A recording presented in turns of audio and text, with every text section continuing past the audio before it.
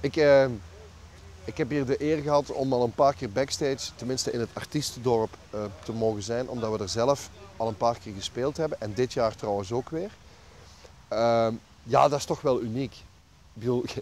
Ik vind het altijd grappig. Mensen willen altijd een backstage pasje, maar dan weten ze eigenlijk niet wat ze bedoelen.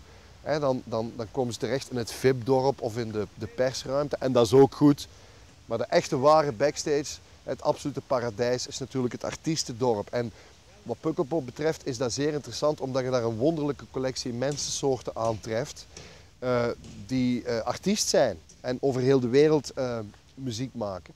Dat geeft er een enorm globaal karakter aan dit kleine terrein hier in Kiewit. En ja, ik heb er al vreemd volk gezien. Heel grappig ook om te zien. Ik herinner mij een paar jaar geleden, dat fameuze doortocht van Guns N' Roses op Pukkelpop. Wat een beetje een fremdkörper was toch wel in de programmatie. Wel, heel die dag stond in het teken van de komst van Axl Rose van Guns N' Roses. Die trouwens slechts een half uur voor het optreden arriveerde. In een zwarte Mercedes taxi. Ik denk dat hij uit Frankfurt kwam. Veel te laat. De rest van de groep was al heel de dag hier. En plotseling via zijn roadmanager besliste dat hij tijdens het concert van Guns N' Roses, ik citeer, een witte vis nodig had. Om op te eten achter het podium. En al naar gelang de mythe en de verhalen heeft Chokri toen inderhaast nog een van die hop units, van die containers, moeten laten verplaatsen tot vlak achter het podium, het grote podium hier.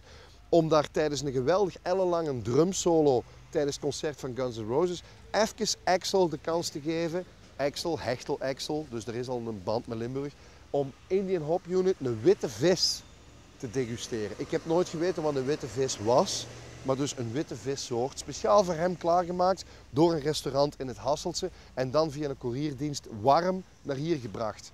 De 8 minuten dat dat geduurd heeft, het opeten van de witte vis door Axl Rose, werden gevuld op het podium door een ellenlange drumsolo en daarna veegde hij netjes zijn kin af en zei: ik kan weer. Dat zijn zo de trucken van de voor. En daarom hou ik eigenlijk ook wel van grote festivals. Omdat dat een soort decorum is voor dat soort perversiteit en uitspattingen. Ik vind dat tof. De White Stripes speelden hier en heel de dag heeft niemand de 2 leden van de White Stripes gezien, want die hebben letterlijk 24 uur aan een stuk in een container gezeten, bewaakt overigens door een zelf meegebrachte bodyguard, die net als de rest van de band, maar dus ook de crew en de roadies, volledig in een 3-delig pak gehuld was. Kijk, dat vind ik schoon en dat zie je enkel op Pukkelpop. Rock and roll is een klein beetje een circus en dus dat soort kleine uitspattingen, ook van vestimentaire aard, die horen erbij. Ik vind dat ook mooi. Het zou maar triest zijn mocht Pukkelpop bestaan uit zowel een publiek als een heel gild aan artiesten dat er netjes zoals een IT'er bij loopt. Dat hoeft nu ook weer niet. Alhoewel, de moderne IT'er ziet er behoorlijk rock'n'roll uit, vind ik. Wij moeten het niet hebben van dat soort vestimentaire uitspattingen. En ook qua verzoeken en hoe heet dat, riders, in het contract, vragen wij meestal gewoon zo'n paar van die moesten snoepjes. En als ze die niet hebben is het ook goed, dan brengen we die zelf mee. Dus we zijn niet zoveel eisend wat dat betreft. Maar ik snap wel dat groepen die voortdurend internationaal spelen, dat die op een duur die neiging wel ontwikkelen. Het gekke is ook, het wordt ook allemaal voor u geregeld.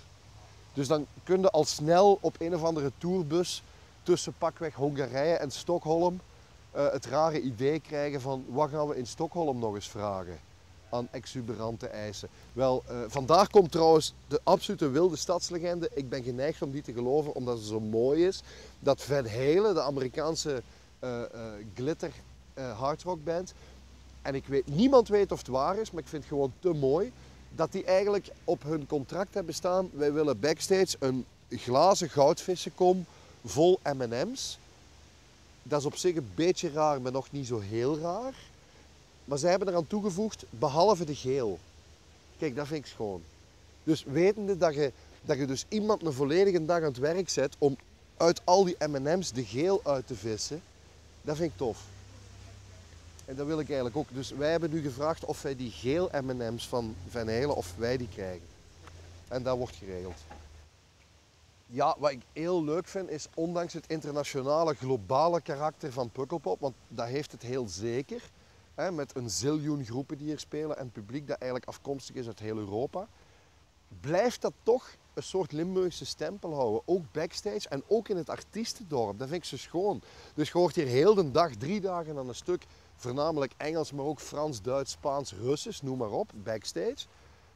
Maar als je dan een pintje gaat bestellen aan een toog in het artiestendorp, dan is dat van, dat is 2 bonnetjes alstublieft.